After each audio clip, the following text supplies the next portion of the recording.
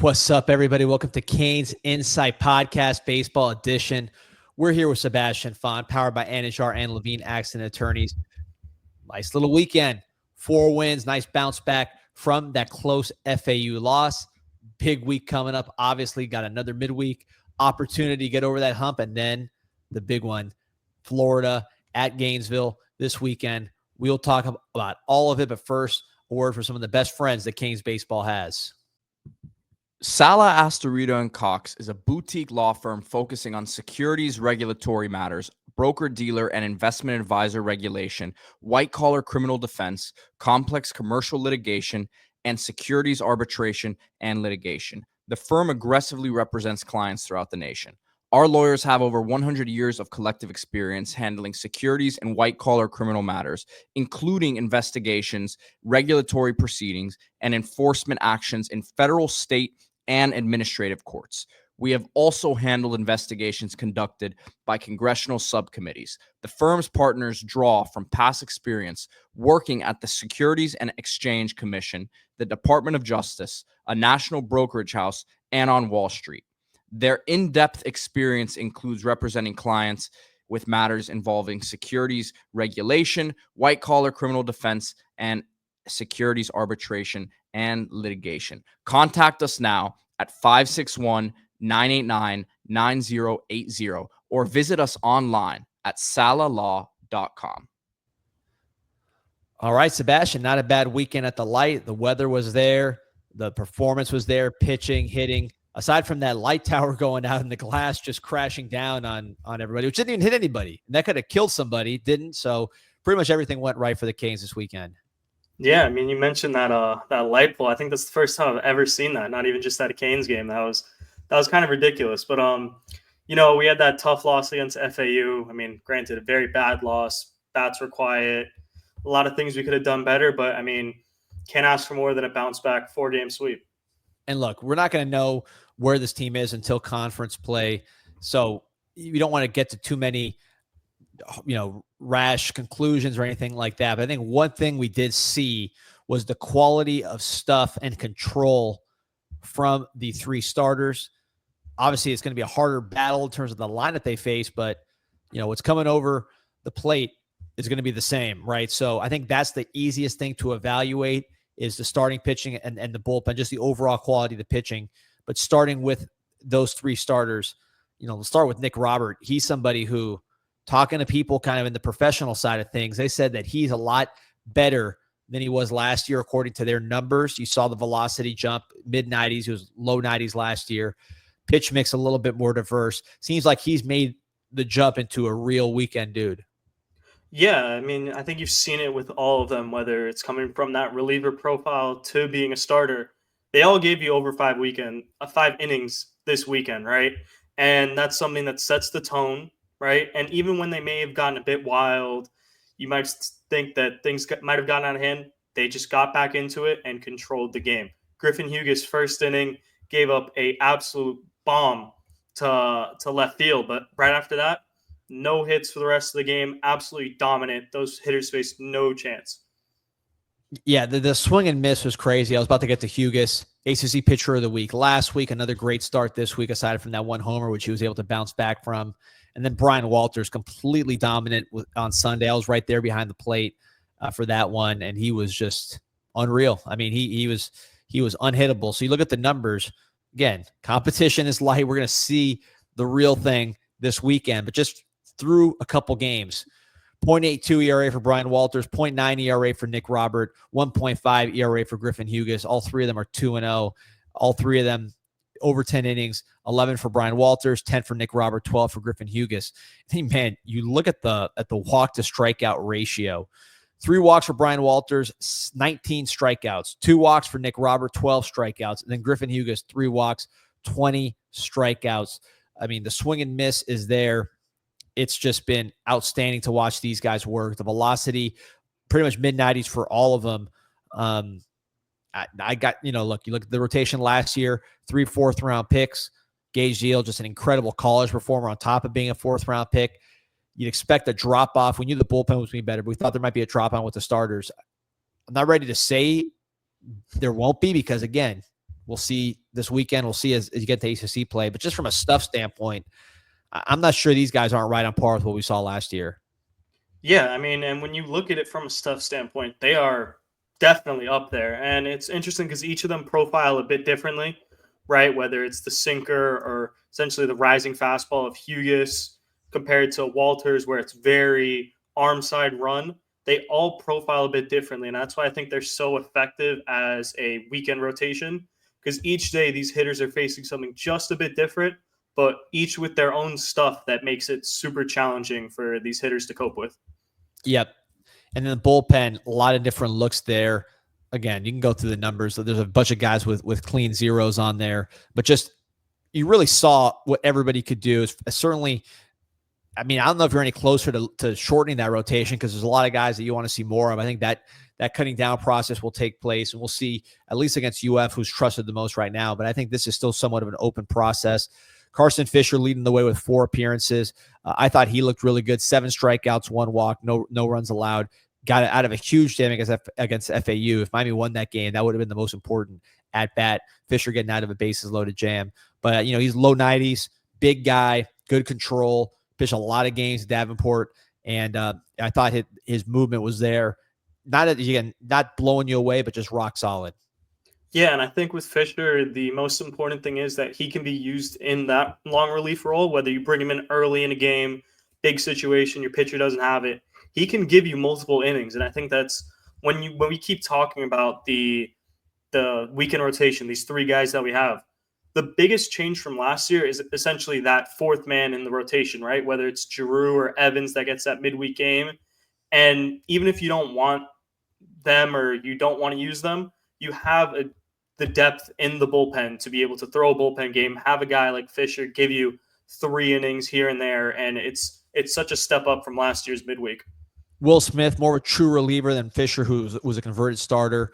Similar to what you saw at Coastal Carolina, a lot of swing and miss, 6 strikeouts, and just a lot of nasty whiffs in those 4 innings. But you did see some hard hit balls. Luckily, they were caught. I think the challenge with him is going to be keeping that ball in the yard. That was something that hurt him at Coastal, but when he was on, he was making guys miss. So I guess he's as advertised so far with that veteran presence and the swing and miss stuff. Yeah, he came in against Princeton, and it was electric, right? A lot of energy from him. I mean, a very veteran presence, but he gives you that energy out of the bullpen, and I think he's going to be someone that you can consistently rely upon. You know what you're getting, and he's going to deliver when you call his number. Yeah, you saw 2 guys start besides your weekend starters. So Alex Giroux out of Hawaii, I think, is your designated midweek starter. At least I thought he was supposed to start against FAU. He said you saw Reese Lumpkin from Winthrop. Comparing the two, both righties, Lumpkin, harder thrower, a little less control in his appearance, had 3 walks, but no runs, 3 strikeouts. Giroux had the 1 run, but I thought he was outstanding. 6 innings, threw strikes all day. 5 strikeouts, no walks. He's going to throw in the mid to, I wouldn't even say high 80s. He's going to be in the mid 80s, sometimes getting, I guess, up to 88 maybe. But the strike throwing, the experience seems like a very good profile to be that midweek starter. Yeah, I mean, again, when you think back to last year, you think of the Bethune-Cookman game where I think we hit everybody in the lineup that game, right? And Giroux, even though he's not going to have that overpowering 90s mile an hour fastball, he's going to locate and he's going to throw strikes, which that's what you need from a midweek guy. You need him to go out there, get a rhythm going, get your guys just back up to the plate and just kind of just get it out of the way, just get it done. And he's going to provide that. I think in the FAU game, he was dealing with some personal matters. That's why he didn't pitch against FAU. And we saw Lumpkin come into that spot. I think Lumpkin's going to go back to the bullpen, and Giroux will be the designated midweek guy. No, so I like where that's progressing. Really, you look at some of the other midweek games that Miami lost last year. It was really the pitching, the hitting issues too, but really the pitching I thought let them down in a lot of those midweek games. Certainly was not the case against FAU. You pitched well enough to win that game, just didn't hit. So you're still trying to get over the hump in midweek. You cannot go 500 again. Can't really go close to 500. Got to get over that 70, 75% threshold, I think, to be where you want to be. But the pitching seems to have progressed in that spot. A couple more guys I want to highlight. Just one more veteran here before I get to the freshman. Rob Evans, lefty, Guy we're really excited about going into the season, has been nicked up kind of off and on pretty much, whether it was camp or his first start or his first game. He took a while to get out there just because he was dealing with some stuff. But man, low 90s fastball, great changeup, great athletic delivery. I like the look at him. I don't know if he's going to be a setup guy going forward or if he's going to go back and compete for that midweek job. This is a guy who started a lot of games, had his prior stop at Georgia State. So we'll see where he ultimately ends up. But right now, coming out the pen, what do you see from Rob Evans? Yeah, I mean, with Rob, I think it was over like 200 days or so that he hadn't pitched in a live game just from being injured consecutively over and over again. And I mean, there's not a guy that I'm cheering more for than Rob Evans. I mean, the dude is an absolute legend in the clubhouse. Everyone loves him, and the fans are going to start to see why he's so respected in the clubhouse, but on the mound, right? He came into that game with all the nerves in the world that you would think of not being able to pitch for so long, and absolutely just came in there and shut it down at the end of the game.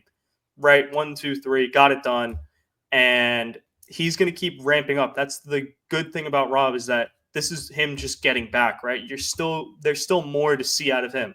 This is not the maximum of Rob Evans. He's going to continue to get better as the season develops. Whether you see him as a setup guy, someone you could turn to as a veteran lefty arm, or whether he's competing for that midweek spot, he's going to do a job no matter what.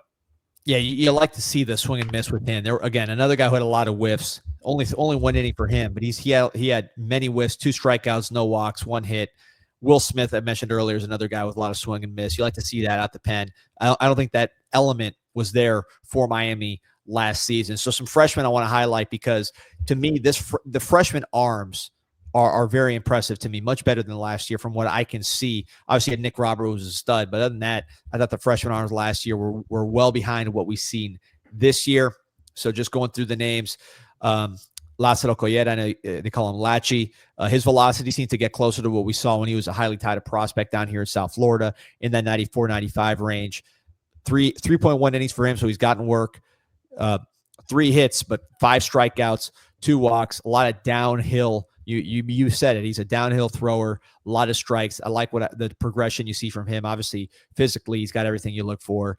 Tate Durias, kind of been my favorite guy or most intriguing guy just because of the body type, the velocity, the athletic delivery. He goes 3.1, 2 strikeouts, no walks. Really like to look at him going forward. I think he could be a factor. Ryan Ashford, kind of a loogie type profile, comes in and gets a couple lefties out. Big one against FAU. Siskar, 3 innings, did allow 1 run, 2 hits, but had 4 strikeouts. Looks the part, another low 90s guy. And then Mikey Fernandez had a tough spot against FAU. He really was held up.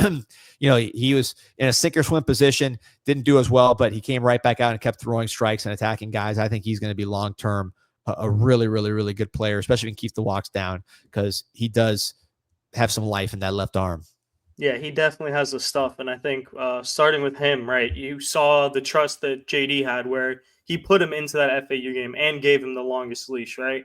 And granted, he didn't have his stuff that day. He would be the first to admit that. But, I mean, the kid's as confident as anyone. Came back out against Princeton to close the game and did his job, right? He's definitely turned the page from that. He's going to be better in the future. Again, he's a freshman, right? Freshmen make those mistakes. And granted, they really can't happen in that spot, but he's a freshman. He's going to make that mistake. He's going to get better from it and get better in the future. And again, when you look at a guy like Lachi, right, he was back up into that 94, 95 range, which is an amazing sign for him, right? If you get a guy in the bullpen getting to that 95, even get him steadily ramped up to that 96, 97 that we've seen from him before, that would be an incredible thing for this team. You look at a guy like Siskar, right? I think he might be one of the most mature guys in that bullpen as a freshman, right? And you saw that trust JD has with him, bringing him into that Princeton game, close 2-1 to then 3-1 game. But he got brought into that spot and completely delivered without even blinking. The kid just went up there, pitched, great kid, mature. He's going to be a guy that I could see being a freshman that's very involved in this bullpen. And then on Saturday, you saw Tate Durias, right? You talked about his frame, that wiry frame, but he's still out there slinging the ball. 93, 94. He's really intriguing as a prospect and someone that can contribute this year. great stuff, especially with that kind of sweeper that he has. It's really intriguing as a profile. And again, Brian Ashford, he was brought into that FAU game as well. I believe it was bases loaded or first and third when he got brought into that game, lefty, did exactly what he was brought in for, got the guy out, and he's going to be using a lot of lefty spots. Yeah, so again, a lot of build on there with the young pitchers, which there's a portal heavy team. A lot of guys are going to leave next year just because they're out of eligibility. So it's going to be, it's going to be somewhat of a rotating door, but I think that's a foundation that you start with is all those pitchers who are going to help this year and help going forward. Moving to the hitters, again, the sample size is so small. You don't want to draw too many big conclusions. I'm pretty sure that, Daniel Cuvée is not the 7th best hitter on this team. I think I can safely say that. But of course, again, small sample. Just some big picture things. I don't even go through all these guys because we'll learn more about them as they go. But just some things I want to highlight. Jake Ogden, a guy we knew was a pure baseball player, guy with tremendous instincts. He has been hitting the ball outstanding. Of course, had the grand slam, 7 RBIs, slugging .548. Still early, but he's really had some nice swings.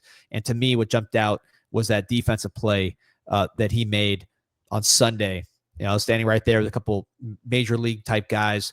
And they were saying, that's going to give him a big leash for shortstop because when you make plays like this on top of hitting a grand slam the couple days before, you're really introducing yourself to the team. The scouting report I got on him from like an MLB scale, average arm, but makes the plays he's supposed to make, can range laterally. And then of course at the bat, just continue to make solid contact. Yeah, I would say he actually has probably a bit better than average arm. A lot of people just to clarify, MLB average arm, which means college is a good arm. Yeah, I would say he's above average college-wise, especially. And the way that he dives, he gets up so quick that even if, let's say, he had an average arm, he could still make the plays because he just transfers the ball so quick. And as we saw to start the season, he was very aggressive in his approaches, swinging a lot early in the count. And so people got a bit worried by that. And personally, I like when a leadoff or a hitter's very aggressive. I like that because it's going to eventually pay off, right? And I think genuinely 20 minutes after I said that, he went ahead and hit the grand slam, then had the double later in the day. Next day, another double. I mean, the kid is a great baseball player, very mature, a guy that is very well liked in the clubhouse, and both defensively and offensively is going to be a big contributor for this team. No, excited to see him. And again, I asked, is this a potential draftable player? And they said yes, with the way he's trending. So it's February 24th, right? So a lot of time, but the skill set is showing. You love the character. You love the fact that this guy's balled pretty much every time he's played baseball, right? I mean, he was a Cape All-Star. He was very good at UNC Greensboro, good high school player as well. So the fact that he's continuing that in Miami, we shouldn't be surprised because this is just a good baseball player with a lot of talent. I was talking to his dad. I said, I heard this guy's got great intangibles. He's like, well, he's got great tangibles too. So yes, he's got the tangibles and the intangibles that you want from a Miami shortstop. Dorian kind of doing what he does. Max Galvin hitting pretty good, but I think we've seen him hit even better than that. I think the doubles and all the extra base hits we'll see pretty soon here. But one guy that's really I think he's mastered the art of the swinging bunt this weekend. He's had about like 3 of those. Yeah, and it's funny because we saw him in practice and fall camp, and we saw how many millions of times we see him. He barreled up one every single time, right? Hit doubles, caps. So I think that's going to come with him. I'm not that worried about him at all, and he's hitting great anyways. But I mean, just the power will come. But the guy that I think has really exceeded expectations, and you hope it's a sign of things to come because this guy's had a ton of power, is Tanner Smith, slugging almost 700 with 3 doubles and a big home run, 16 total bases, 6 RBI, and really good behind the dish.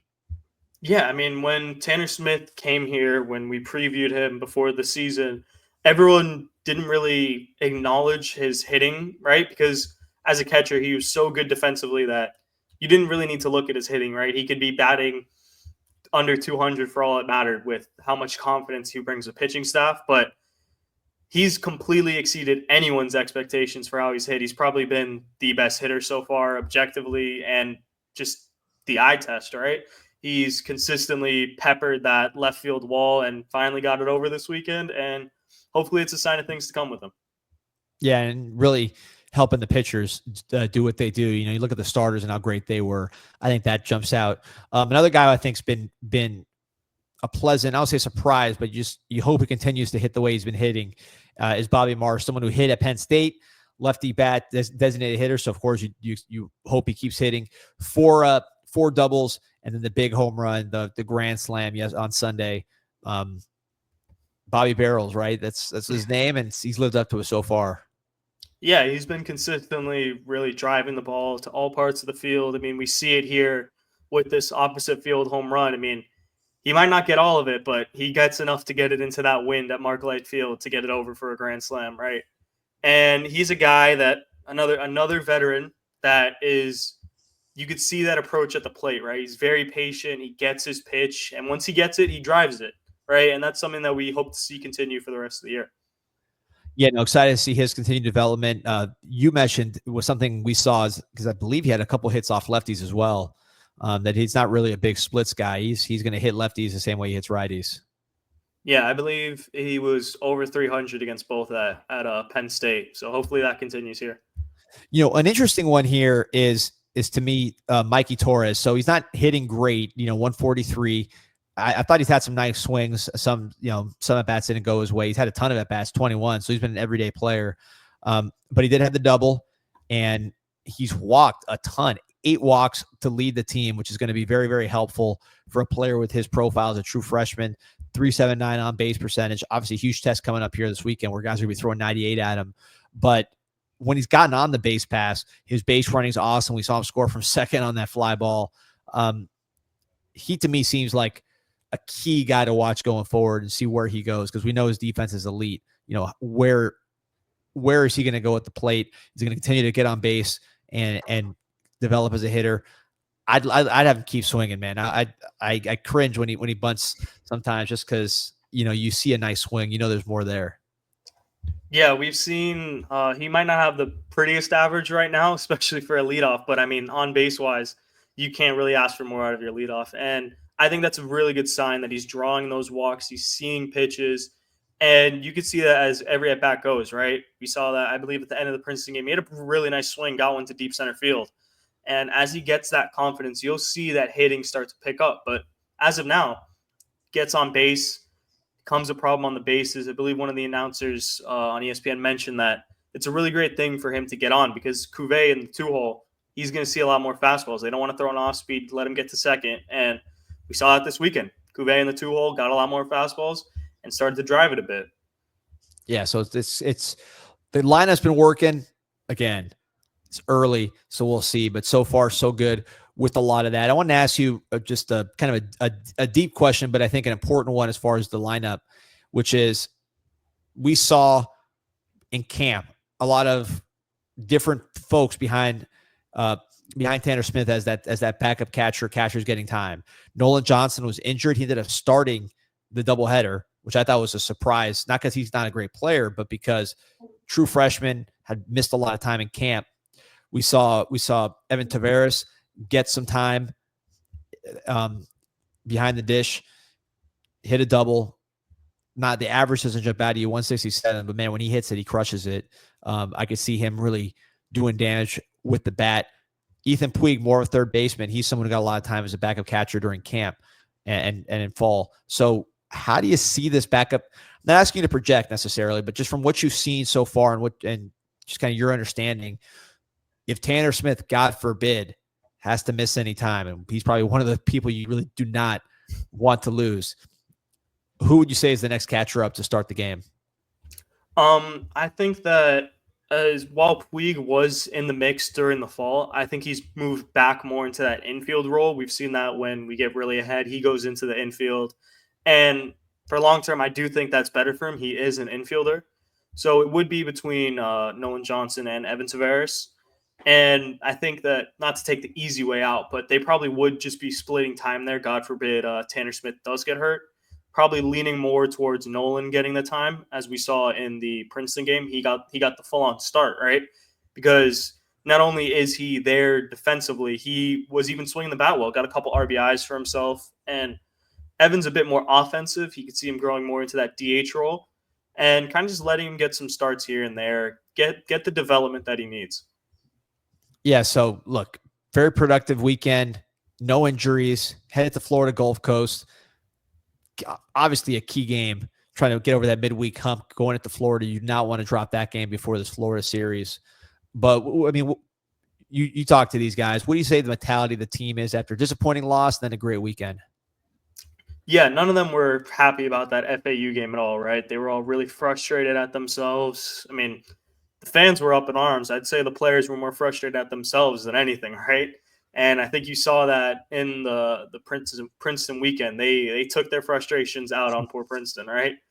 And they're really optimistic about going into Florida, but we need to get that FGCU game first, right? And then you're going to probably get a win at Florida, right? I think over the last 6 series that we've had against them, we've always scraped out a win, no matter what the team is. They're honestly probably more focused. People that I've talked, not maybe players, but people around the team, they're more focused on winning the series rather than scraping just a win, which I think shows the mentality of this team. But again, we've played not very good teams, but you're starting to see bats kind of click, get into a rhythm, which is what you need going into such a big weekend against a top-tier SEC team, top-tier baseball team in the Division I level. No, excited to see it. If you guys want to get, that's a road game. If you want to get your tickets to be at the Light, it was unbelievable this week. It was great the past weekend as well. 5 games, your choice, one great deal. The Pick 5 plan lets you catch the best Canes baseball matchups on your schedule for just $50. Pick one of the 3 FSU games, 2 ACC matchups, and 2 non-conference games, all for the unbeatable price of $50. Don't wait. The deadline is March 22nd. Get your Pick 5 plan today at MiamiHurricanes.com/Pick5. That's Miami Hurricanes/Pick and the number 5. Or call 1-800-GO-CANES. All right, Sebastian, looking forward to this weekend. I'm sure we'll be texting up a storm. But first, got to get by the midweek, and just happy to have baseball back, man. It's a lot of fun to watch, and pretty good crowds. I think it's going to get even better, especially if you can get the series here with the Gators and let everybody know this is a new team. Yeah, if we could, I'm telling you, if we're going to get one for sure. I'll stand by that. If we get that second one, there's going to be a lot more people at the Light. With this pitching, if these guys can deliver, it's going to keep these games close, keep them very winnable. And Cuvée just seems like he's ready to break out. So excited to watch, man. We'll be here to report on whatever happens on the CanesInSight Baseball Podcast.